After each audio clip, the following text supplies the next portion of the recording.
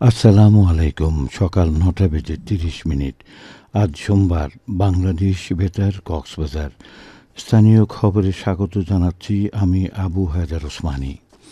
কক্সবাজারে আসন্ন পবিত্র ঈদুল আজহা উদযাপন উপলক্ষে প্রস্তুতিমূলক সভা অনুষ্ঠিত হয়েছে। রবিবার বিকেলে জেলা প্রশাসন কার্যালয়ের সম্মেলন কক্ষে আয়োজিত সভায় সভাপতিত্ব করেন জেলা প্রশাসক মোহাম্মদ আব্দুল মান্নান। এ সময় তিনি পশুর হাটের যানজট নিরসন, জাল টাকা চিহ্নিতকরণ মেশিন স্থাপন, বর্জ্য ব্যবস্থাপনা, চামড়া সংরক্ষণ সহ বিভিন্ন বিষয়ে আলোচনা করেন।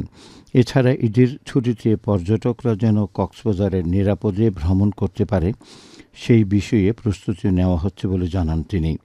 সবাই অতিরিক্ত জেলা প্রশাসক সার্বিক শাহিদুল আলম সহ অন্যান্যরা উপস্থিত ছিলেন। কক্সবাজার পৌরসভাবাসীর পুষ্টি বিষয়ক সচেতনতা বৃদ্ধি, পরামর্শ প্রদান এবং সার্বিক পুষ্টি উন্নয়ন নিশ্চিত করার লক্ষ্যে পৌরসভা ভবনের দ্বিতীয় তলায় একটি নিউট্রিশন ডেস্ক স্থাপন করা হয়েছে। এই উদ্যোগের ফলে পৌরবাসী, বিশেষ করে নারী ও শিশুদের উন্নত স্বাস্থ্য ও পুষ্টি সমৃদ্ধ জীবন গঠনে তা গুরুত্বপূর্ণ ভূমিকা রাখবে বলে মনে করেন সংশ্লিষ্টরা। পৌরসভার প্রশাসক মোহাম্মদ শামীম আল ইমরান জানান, নিউট্রিশন ডেস্কটি জনসাধারণের জন্য উন্মুক্ত থাকবে এবং সহজলভ্য পুষ্টি সেবা প্রদানের পাশাপাশি সরকারি, বেসরকারি ও স্বায়ত্তশাসিত বিভিন্ন প্রতিষ্ঠানের মধ্যে পুষ্টি বিষয়ক সমন্বয় জোরদারে সহায়ক ভূমিকা পালন করবে। কুতুবদিয়া উপজেলা স্বাস্থ্য কমপ্লেক্স পরিদর্শন করেছেন কক্সবাজার জেলা পরিষদের প্রশাসক এটিএম নুরুল বশর চৌধুরী। রবিবার স্বাস্থ্য কমপ্লেক্সের বিভিন্ন বিভাগ ঘুরে দেখেন তিনি এবং চিকিৎসা সেবার সার্বিক খোঁজখবর নেন। পরিদর্শনকালে দ্বীপের মানুষের চিকিৎসা সেবা গুরুত্ব ও যত্ন সহকারে নিশ্চিত করার পাশাপাশি সাধারণ মানুষ যাতে দ্রুত ও মানসম্মত চিকিৎসা পায় সেই বিষয়ে সবাইকে আন্তরিকভাবে কাজ করার আহ্বান জানান তিনি। এ সময় স্বাস্থ্য কমপ্লেক্সের চিকিৎসক, কর্মকর্তা, কর্মচারী সহ স্থানীয় রাজনৈতিক নেতৃবৃন্দ ও গণ্যমান্য ব্যক্তিরা উপস্থিত ছিলেন। এদিকে রামু উপজেলার স্বাস্থ্য বিভাগের মাঠ কর্মীদের অংশগ্রহণে হাম ক্যাম্পেইন মূল্যায়ন সভা অনুষ্ঠিত হয়েছে। গতকাল উপজেলা স্বাস্থ্য কমপ্লেক্সের হলরুমে আয়োজিত সভায় সভাপতিত্ব করেন উপজেলা স্বাস্থ্য পরিবার পরিকল্পনা কর্মকর্তা ডাক্তার আবু জাফর মোহাম্মদ সেলিম। সবাই হাম ক্যাম্পেইনের কার্যক্রম, মাঠ পর্যায়ের অভিজ্ঞতা, সাফল্য, চ্যালেঞ্জ এবং ভবিষ্যৎ পরিকল্পনা নিয়ে আলোচনা করা হয়।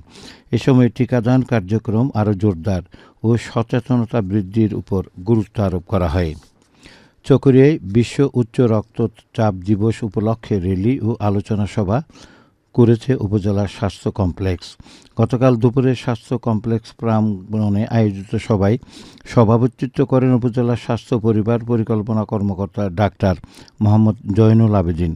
এ সময় উচ্চ রক্তচাপের ঝুঁকি ও প্রতিরোধ বিষয়ে আলোচনা করেন বক্তারা বলেন, নিয়মিত রক্তচাপ পরীক্ষা, স্বাস্থ্যকর খাদ্যাভ্যাস, লবণ কম খাওয়া, নিয়মিত ব্যায়াম এবং ধূমপান ও তামাক বর্জনের মাধ্যমে রক্তচাপ নিয়ন্ত্রণে রাখা সম্ভব।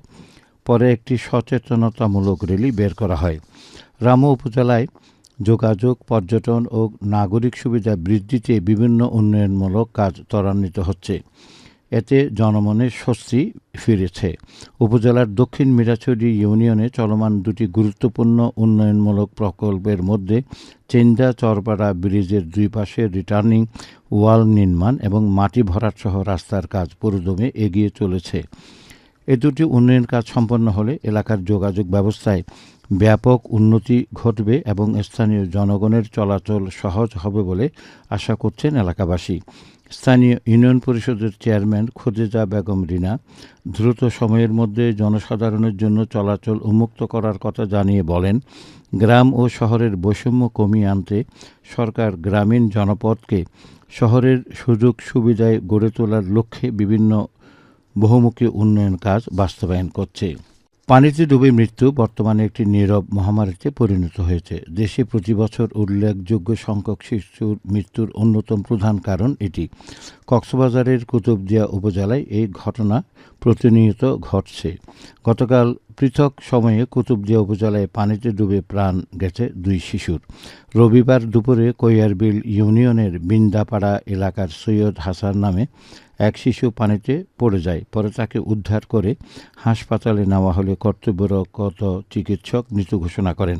অপরদিকে একই দিনে লেমশেখালী ইউনিয়নের করলাপাড়া এলাকায় পানিতে ডুবে মারা যায় 5 বছর বয়সী সাব্বির। দুপুরে দুর্ঘটনার পর তাকে উদ্ধার করে হাসপাতালে নেওয়া হলে চিকিৎসক তাকেও মৃত ঘোষণা করেন। স্থানীয়ভাবে শিশুদের এই অনাকাঙ্ক্ষিত মৃত্যু রোধে অভিভাবকদের আরও বেশি সতর্ক থাকার পরামর্শ দেওয়া হয়েছে। এদিকে চকরিয়ায় সড়ক দুর্ঘটনায় শওকত নামের এক যুবকের মৃত্যু হয়েছে।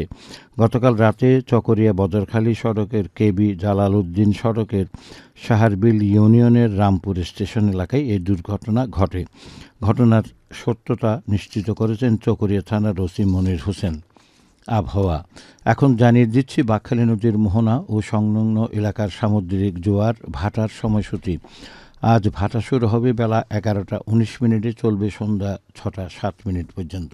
খবর শেষ হলো। আমাদের পরবর্তী খবর প্রচারিত হবে আজ দুপুর 2:30 মিনিটে।